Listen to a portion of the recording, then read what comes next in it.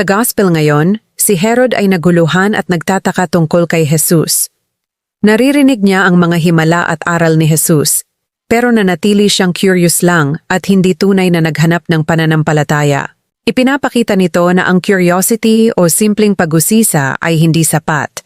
Kailangan natin ng totoong pagbukas ng puso at pananampalataya upang makilala at maranasan si Kristo. Ways to apply in daily life.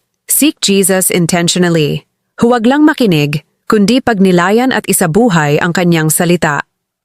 Deepen your faith, maglaan ng oras sa prayer, reading the Bible, at pagkakaroon ng personal na relasyon kay Lord. Choose faith over curiosity. Hindi lang tanong, kundi pagsunod at pagtitiwala. Share Christ with others. Baka may taong naghahanap kay Lord. Maging instrumento ka para ipakilala siya sa kanila. Prayer. Panginoon, alisin mo ang pagiging curious lang sa puso ko at palitan mo ito ng tunay na pananampalataya at pagtitiwala sa iyo. Tulungan mo akong makilala ka pa ng mas malalim at maging tapat na tagasunod mo. Amen.